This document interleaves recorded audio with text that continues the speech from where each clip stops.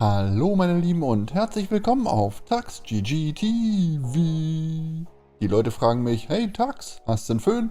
Natürlich habe ich einen Föhn, und zwar die Gletscherwasserkühlung von Alpenföhn. Jo meine Lieben, was geht ab? Wir treffen uns heute zwischen Brocken und Zugspitze am Gletscherwasser. Ich gebe euch einen Erfahrungsbericht von mir, wie sich das gute Stück im Alltag so schlägt. Die PC-Gemeinde hat ja im Großen und Ganzen erst einmal gemischte Gefühle, wenn es um das Thema Wasserkühlung geht. Die einen sind davon absolut begeistert, die anderen können sich Wasser in ihrem Gehäuse nicht vorstellen. Dabei wird es wohl in Zukunft immer schwieriger, die zukünftigen CPUs mit herkömmlichen CPU-Kühlern zu kühlen. Über den Aufbau und die Anfälligkeit von Wasserkühlung berichte ich in diesem Video in dem letzten Kapitel. Das wirklich Spannende wird sein, ich kann euch tatsächlich den Unterschied zwischen den herkömmlichen CPU-Kühlern und einer Wasserkühlung in einem und demselben System, nämlich in meinem, benennen. Als ich im Juni 2021 den Rechner zusammengestellt habe, war diese Wasserkühlung ausverkauft, beziehungsweise in dem Zeitraum nicht erhältlich. So griff ich vorübergehend für die neue i9 11900K CPU zu einem herkömmlichen CPU-Kühler. Ich entschied mich für den Benewis Kühler von Alpenföhn in der 130 mm Fassung. Dieser ist mit 150 Watt TDP-Leistung angegeben. Ein größerer CPU-Kühler hätte in meinem System keinen Platz gefunden. Und dieses Ding hier ist schon echt groß. Ich muss zugeben, auch ich habe eine gewisse Skepsis gegenüber Wasser und Technik. Vor allen Dingen von den No-Name-Herstellern, welche ebenfalls auf dem Markt sind. Die Temperaturen mit dem herkömmlichen CPU-Kühlern betrugen bei Spielen regelmäßig und konstant 92 Grad.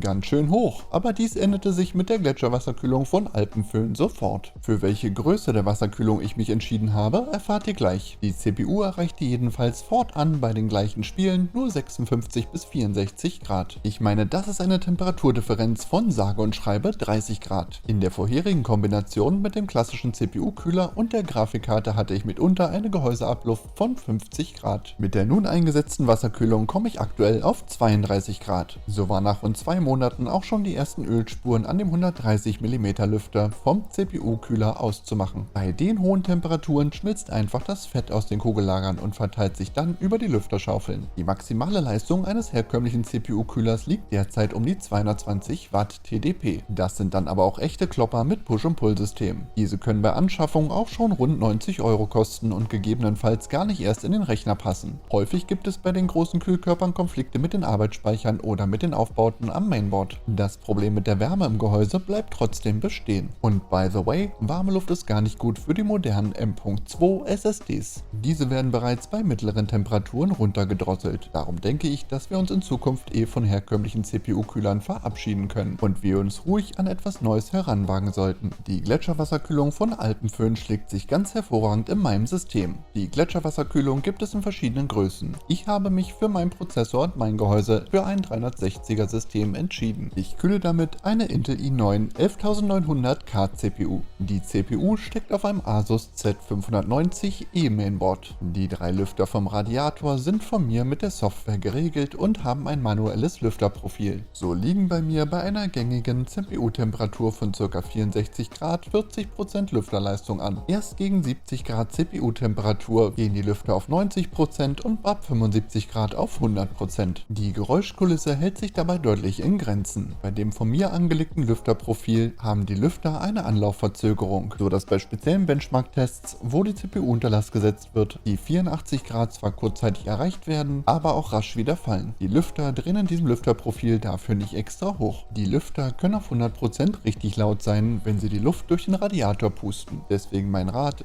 stellt das Profil ordentlich ein. Bei mir ist von dem System in der Regel kaum was zu hören. Darauf gehe ich auch gleich nochmal in einem weiteren Kapitel mit dem dB-Meter ein. Alpenföhn gibt die Drehzahl der Pumpe mit 1200 bis 2550 Umdrehungen an. Die meisten gängigen Pumpen, die mir bekannt sind, vertragen keine Schwankungen oder niedrige Umdrehungen. So habe ich in meinem System die Pumpe stets mit 100%, also 2550 Umdrehungen am Laufen. Die Geräuschkulisse stört das überhaupt nicht und das Surren der Pumpe ist kaum wahrzunehmen. Die Schlauchlänge vom Gletscherwasserkühler ist mit 46,5 cm gerade so ausreichend. Bei den 360er Modellen wünschte ich mir 5 bis 10 cm mehr Schlauch. Das gibt es bei anderen Herstellern aber auch nicht. Daher sei es drum, es passt auch so. Und das in absolut korrekter Einbauweise. Radiator senkrecht mit den Anschlüssen nach unten. Ja, es gibt durchaus mehrere Positionen, in der man die Gletscherwasserkühlung einbauen darf. Doch nur 2 Positionen sind die 100% korrekten Positionen. Meine Einbauposition und die Position waagerecht oben am Gehäusedeckel. Die anderen Positionen können einen entscheidenden Nachteil liefern. Das System ist ein geschlossenes Wassersystem. Durch Diffusion des Wassers kann sich aber im Laufe der Zeit Luft im System bilden. Die Luft steigt physikalisch bedingt nach oben. Sollte die Pumpe jetzt den höchsten Punkt bilden, steigt die Luft in die Pumpe. Sollte die Pumpe nicht der höchste Punkt sein, aber die Anschlüsse am Radiator nach oben hin ausgerichtet, dann kann es zu Nachteilen kommen. Es birgt die eben erwähnte Gefahr, dass Luftblasen, welche sich eventuell im Radiator sammeln, nach oben steigen und die Pumpe irgendwann leer läuft. Die Pumpe würde kein Wasser mehr befördern und im schlimmsten Fall würde die Wasserkühlung dadurch zerstört werden. Wir können die Kühlung senkrecht als auch waagerecht einbauen. Waagerecht aber bitte nur an die oberste Position des Gehäuses, niemals liegend unten rein. Alpenföhn hat uns dafür auch extra eine Skizze mit beigelegt, wie man diese Wasserkühlung einzubauen hat und mit welchen Nachteilen man rechnen muss, wenn man von der Position abweicht. Mit ein bisschen Nachdenken und Geschick geht aber die Kühlung in optimaler Position in so gut wie jedem Gehäuse zu verbauen. Die Schläuche lassen sich am Kühlkörper leicht drehen. Damit können wir die Position der Schläuche gut anpassen. An der Radiatorseite sind die Schläuche leider starr angebracht. Wenn wir uns den Radiator genau anschauen, fällt uns der Verschluss für den Refill auf, also zum Nachfüllen der Kühlflüssigkeit. Sollten wir aber das Siegel zerreißen und nicht durch einen Fachhändler reparieren lassen, erlischt die Garantie. Was mir noch beim Auspacken aufgefallen ist,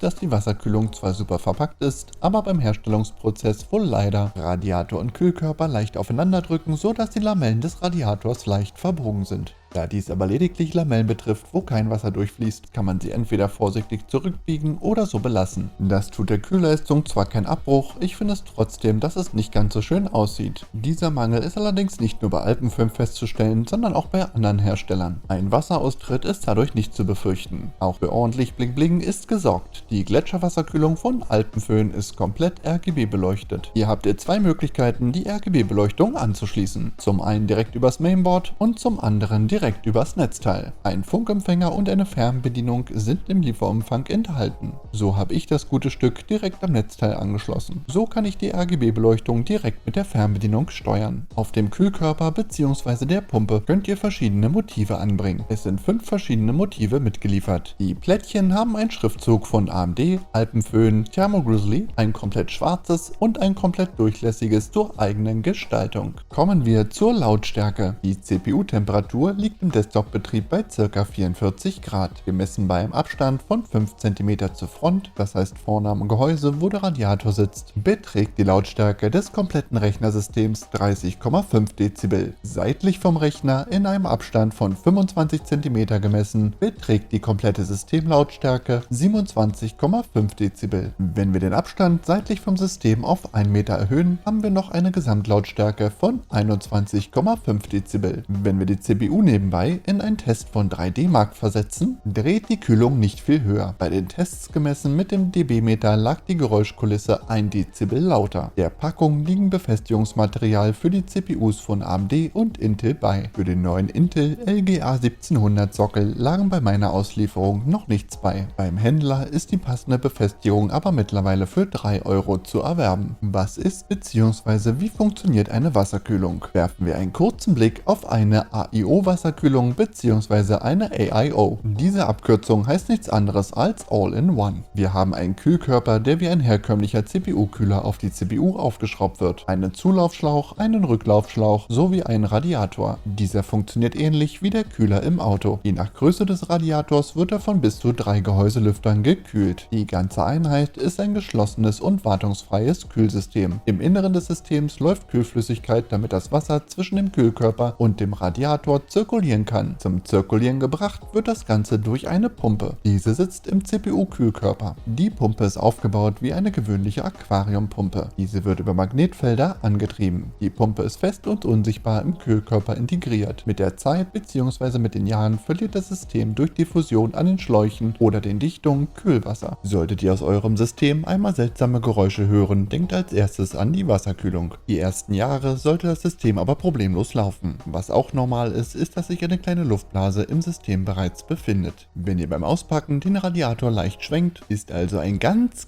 leises Glucksen normal. Unmittelbar vor dem Einbau halte ich die Pumpe nach unten, den Radiator nach oben und schüttel das System leicht. So schließe ich aus, dass kleine Luftblasen während des Transportes, welche sich gegebenenfalls in der Pumpe befinden, in den Radiator wandern. Ich habe aber auch von noch keinem Defekt gehört, wenn man dies nicht tut. Auch bei dieser Wasserkühlung sowie bei vielen anderen Wasserkühlungen besteht die Kühlplatte des CPU-Kühlkörpers aus Kupfer. Im Inneren des Körpers, dem unsichtbaren Teil, dort wo die Pumpe sitzt, verlaufen in der Regel gefräste Kanäle, wohindurch das Wasser zirkuliert. Der Radiator besteht aus Aluminium. Wer allerdings in Chemie gut aufgepasst hat, der weiß genau, dass Kupfer und Aluminium sich nicht gut vertragen. Daher kann es passieren, dass sich über die Jahre im Inneren Ablagerungen bilden, welche die Pumpe irgendwann nicht mehr bewältigen kann. Ihr seht also, selbst wenn eine Leckage so gut wie ausgeschlossen ist, besitzt das System eine gewisse Anfälligkeit. Nach einigen Jahren sollte das System vorsorglich ersetzt werden. Anderenfalls kann man natürlich das System auch so lange betreiben, bis es Geräusche macht oder den Geist aufgibt. Sollte eure CPU-Temperatur steigen, der Radiator beim Anfassen aber kühl sein, liegt vermutlich eine Verstopfung durch die Ablagerung in den Kanälen vor. In einem funktionierenden System und bei aktiviertem Abschalten bei Überhitzung der CPU ist die CPU in der Regel ausreichend geschützt. Rechnet mit einer Lebensdauer einer AIO-Wasserkühlung zwischen 3 und 5 Jahren. Abschließend bleibt noch festzuhalten, dass ein herkömmlicher CPU-Kühler zwar nichts mit Wasser zu tun hat, aber unter den mächtigen CPU-Temperaturen heutzutage ebenfalls ausfallen kann. Eine gute Wasserkühlung ist da mittlerweile eine recht saubere und stabile Lösung. Und damit komme ich zum Ende meines Videos. Ich hoffe, ich konnte euch ein paar Fragen beantworten und schließe mit dem altbekannten Satz: Lasst mir noch ein Abo da und bis bald, euer Tax.